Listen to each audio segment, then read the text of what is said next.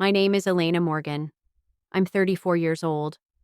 And on the morning my brother Ryan was being honored as a hero, I stood alone, stopped cold at the entrance of a place I knew better than most. Ma'am, I'm sorry. You're not on the list. The words were crisp, professional, utterly detached. The young petty officer didn't look at me like a person, just a line of code not matching the data on his screen. He turned the tablet toward me. Guests listed: Captain Thomas Morgan, Mrs. Linda Morgan, Mrs. Melissa Ryan. My family. Except me. I stood there, my ID in hand, dressed in a beige trench coat that concealed the truth they'd refused to see my entire life. The coat covered the uniform beneath it, the one with 2 silver stars on each shoulder. I wasn't here as Ryan's sister. I was here as Rear Admiral Elena Morgan, but they didn't know that. Not yet. From behind the gate, I heard it. That familiar engine hum. The sleek black SUV came into view, shining like a monument to arrogance. The door swung open, and there he was, Ryan, all smiles and swagger in his pressed dress whites. The kind of uniform that doesn't just demand respect, it assumes it. He saw me, and he smirked, not out of confusion, out of certainty. Then, loud enough for everyone within 10 feet to hear, he turned to Jessica and said, "My sister's just a desk jockey. Should have married a real officer." I didn't flinch, not because it didn't hurt, but because I had long since stopped bleeding over his words. My parents didn't even pretend to intervene. My mother found something fascinating on her antique brooch. My father looked at me like I was a traffic delay. They all walked past me like I wasn't there. They left me standing at the gate, like a guest who wandered into the wrong world. And the thing that should have broken me didn't. It crystallized something instead. Because that morning, on the same day my brother was being celebrated for valor, I would be introduced by a 4-star general as the officer who saved an entire SEAL team from an ambush in the Red Sea. As the mastermind behind a classified operation the Pentagon had just decided to reveal. They didn't know I was about to change everything. I wasn't on their list. But I was about to make sure I was the name they'd never forget. Before I was Rear Admiral Hayes, I was just Elena, the older sister, the family afterthought. I stood on the green lawns of the Naval Academy that morning, but my mind drifted back to another time. Another betrayal, a backyard barbecue, summer heat, the smell of charcoal. Ryan had just received his acceptance letter to the academy. My father, Captain Thomas Morgan, threw the biggest party we'd ever had.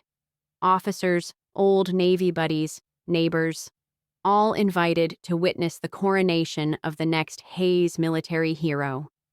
Ryan wore pride like a second skin. My father draped his arm around him like he'd passed down a sacred sword. "The next admiral in the family," he boomed. No one looked at me. Later that week, I had my own win. A National Science Award. I'd written a complex cryptographic algorithm, a breakthrough project that caught the attention of some of the country's best minds. I held the heavy metal in my hand and walked it to my father like a child offering a crayon drawing. He glanced at it without lifting his eyes from his newspaper. "Good job, sweetie," he murmured, already shifting back to Ryan's training schedule. The shine of that gold medal dimmed in an instant. That night, I slipped it into a wooden box at the back of my closet, next to a dried corsage and a silver dollar from my grandfather. A secret archive for things my family never cared to see. That's who I was. The girl whose victories were never big enough. The quiet one. The support act. The ghost in the room. Years later, I gathered every ounce of courage to tell them I'd been accepted into naval intelligence. And I will never forget the way my father blinked, slowly, then said, "That's a support role, Elena. It's for people who can't make it in combat. The Hayes family doesn't do support." And my mother, bless her misplaced kindness, smiled as if she were helping. Well, perhaps it's safer that way. Not everyone is cut out for danger. That was the moment I stopped trying. I stopped explaining because I realized I wasn't invisible. I was dismissed, and that dismissal became fuel.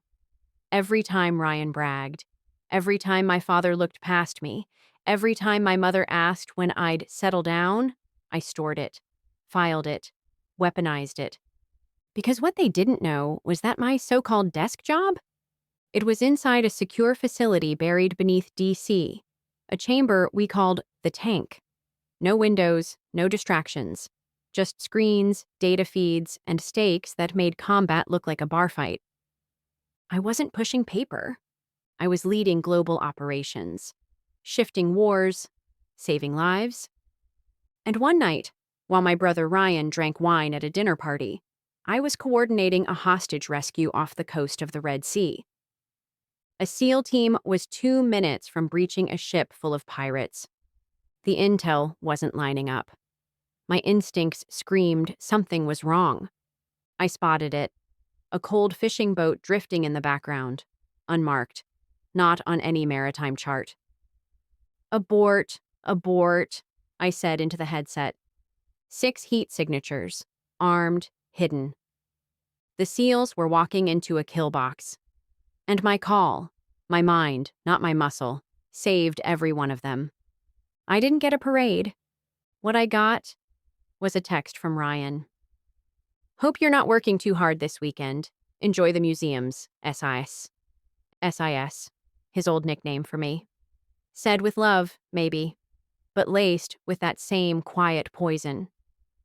I turned off the phone and got back to work, because that night I wasn't his sister. I was the only reason he'd see another sunrise. And the best part?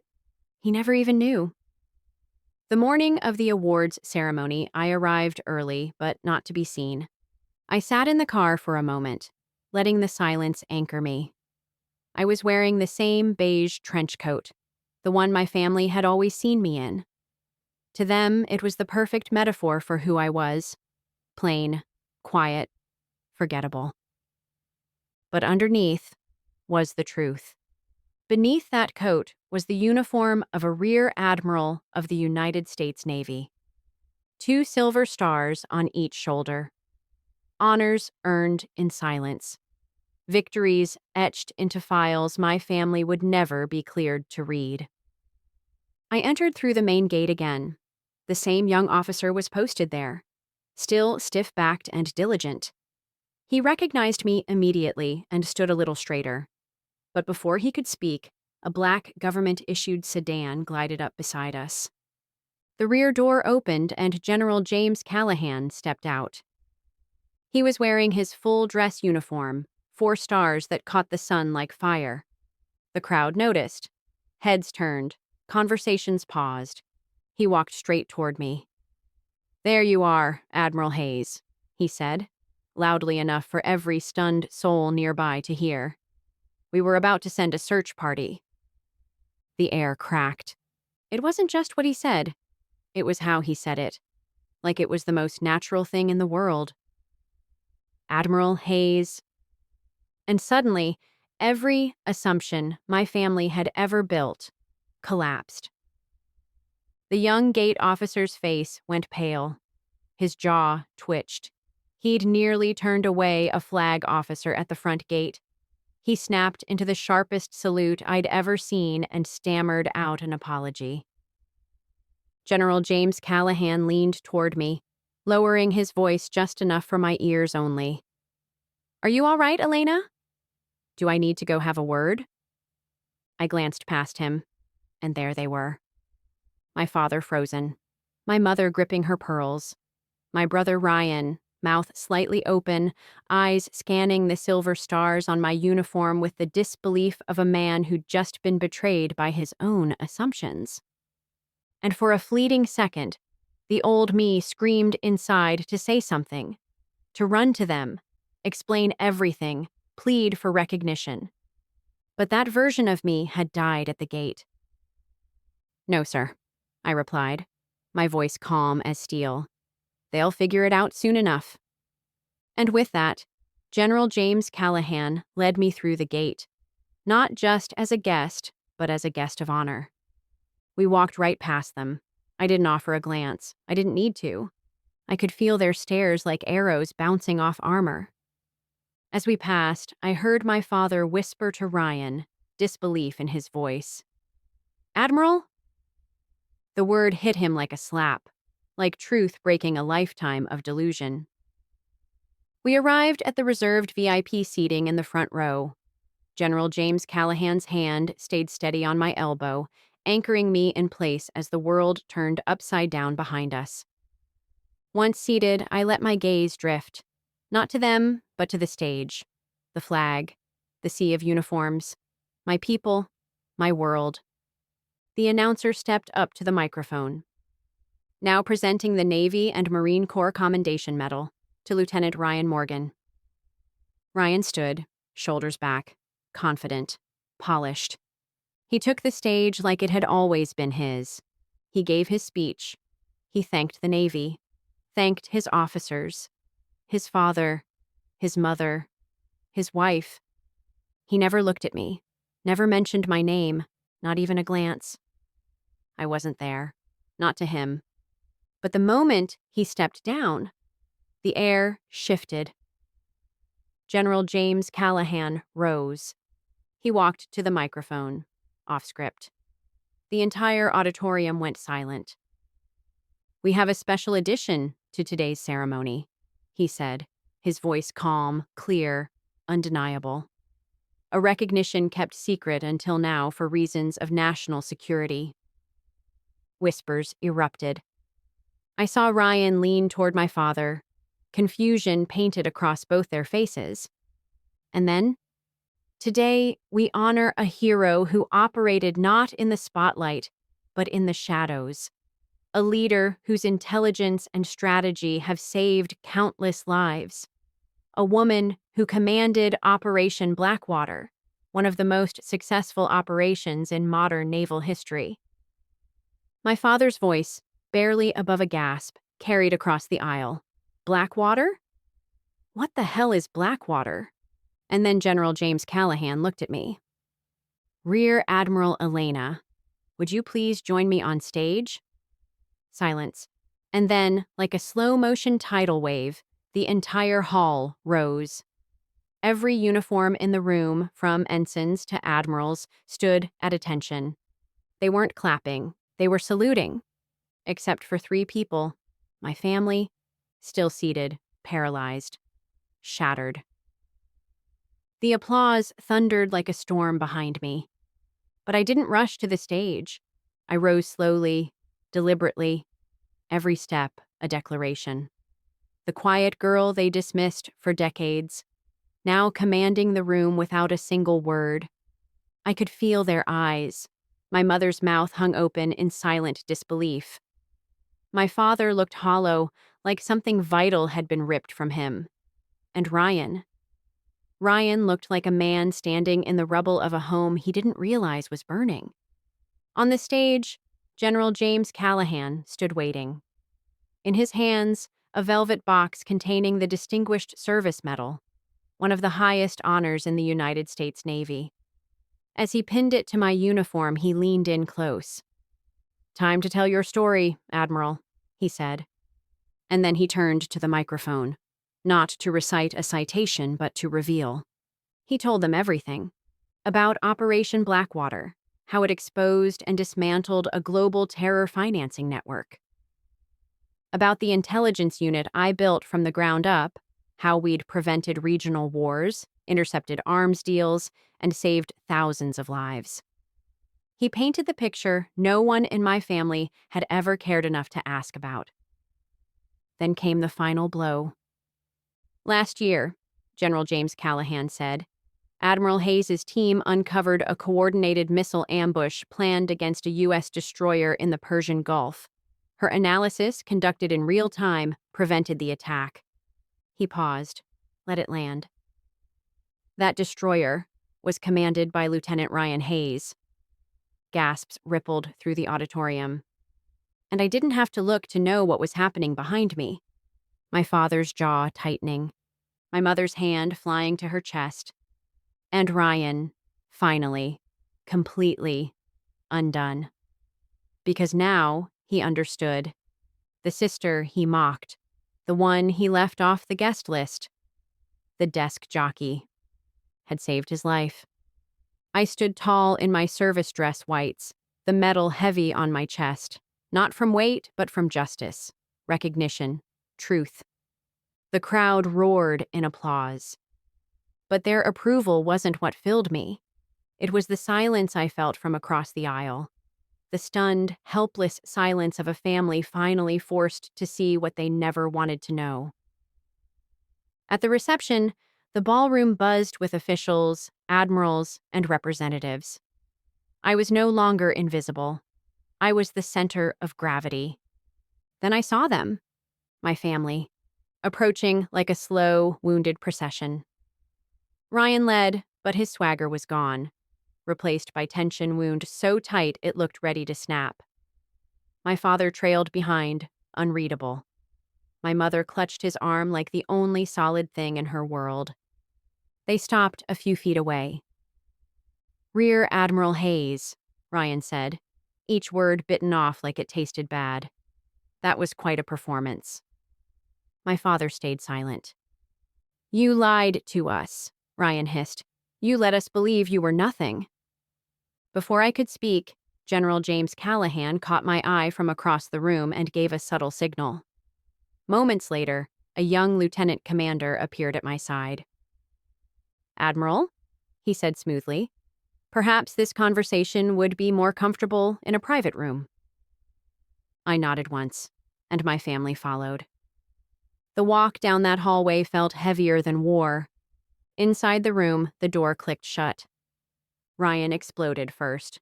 "Why would you do this?" he shouted, pacing like a caged animal. "You turned your own family into a joke. I stood there and, God, you let me talk down to you. You let me think you were, what? An assistant with spreadsheets?" He jabbed a finger toward my chest. "You get a medal bigger than anything I'll ever see. And you earned it in silence?" He wasn't angry at the lie. He was angry because it was true. Because I had done the unthinkable, I'd succeeded without needing their approval. When the storm of his pride finally burned out, I walked to the center of the room, poured a glass of water, and sipped slowly. "I wasn't laughing at you," I said, my voice quiet, level. "I was doing my job." I turned to my father. "Did you ever ask what I actually do, Dad? Or did you just assume it didn't matter because it didn't involve a rifle?" Then to my mother. "Did you ever wonder if I was happy, or just when I'd get married?" Their silence was answer enough. "I never lied," I said. "I just stopped trying to explain myself to people who never once asked to understand." And in that moment, the silence wasn't awkward. It was judgment. It was truth. And just then, my encrypted phone buzzed. A sound they didn't recognize, but one I would always respond to. Without missing a beat, I glanced down at the screen. Urgent call. I had to take it. "Duty calls," I said softly, turning to the door. But just before I left, I looked back at Ryan. "I love you," I said, "but I will never be dismissed by you again." And with that, I walked out, leaving them with the echo of their own ignorance. 6 months passed. 6 months of silence, awkward phone calls, and the kind of emotional minefield that follows any family upheaval. But something was shifting. One quiet Sunday afternoon, I returned to my parents' home in Virginia for the first time since the ceremony. The house looked the same. Freshly mowed lawn, flag gently waving from the porch. But the air inside was different. The first thing I noticed was the new glass display case against the far wall. Dark cherry wood, tastefully lit. At first, I assumed it was just my father's old medals, his and Ryan's proudly arranged. But then I stepped closer. And there, in the center, framed in light, at perfect eye level, was my Distinguished Service Medal, flanked by a high-resolution photo of me on stage, General James Callahan pinning it to my chest. It stopped me cold. "He built it last month," my mother said from the doorway, her voice soft. "Said the family story wasn't complete without all the service. Not men of the family. Not real combat. Just service. A small word, but a seismic shift." That evening, dinner was quiet. Not tense. Not performative. Just real. No exaggerated war stories. No competition. No dismissive comments. Halfway through the meal, my father cleared his throat. "Personnel management at the Pentagon," he said carefully. "That must be complex, with all the civilians and brass in one place. How do you manage that?" It wasn't a test. It was a question. A real one. Later, Ryan talked about a new protocol he was adopting on his ship. "I think I got the idea from something you said, months ago, about blind spots." He didn't look at me when he said it, but he didn't have to. Then, near the end of the night, my mother raised her wine glass. "A toast," she said. Her smile was genuine this time. It reached her eyes. "To the strength and intelligence of all the Hayes children, in all their forms." We clinked glasses, and something settled in me. Not triumph, not revenge, peace. Later, Ryan and I found ourselves out on the porch swing. Same one we'd sat on as kids, legs too short to touch the ground, arguing about candy and cartoons. We didn't speak for a long time, just sat there, listening to the cicadas. Then, without looking at me, he said, "I'm sorry, Elena." His voice was raw, stripped of pride. "For how I treated you. For what I said. I think I needed to be the hero. I needed to feel like I was living up to Dad's expectations. I couldn't admit I didn't understand your world, so I mocked it." I looked out at the yard, the shadows under the trees, the fireflies blinking in the dark. "For years," I said softly, "I thought I needed this family's approval to feel whole. But what I learned is, I was always whole. I just didn't know it." He nodded, slowly. "I'm proud to be your brother," he said. And for the first time, I said it back with every ounce of truth in me. "I'm proud to be your sister." That night, I didn't feel like a ghost. I felt like a woman who had drawn a line in the sand and had been met, finally, on the other side. Not with applause, not with medals, but with respect. The quiet kind. The kind that doesn't need to be spoken, just understood. This was never a story about revenge. Not really. It was a story about power. The kind we don't shout about. The kind that doesn't wear a uniform for attention, but wears it because it's earned. It's about identity. About reclaiming the parts of ourselves the world tries to erase. And maybe, just maybe, it's about the moment you stop waiting for someone to see your worth and become undeniable. If you've ever been underestimated, overlooked, or erased, this space is for you. Subscribe to Chosen Revenge for more powerful stories where silence ends and truth takes the mic. Your voice matters, and we're here to honor it.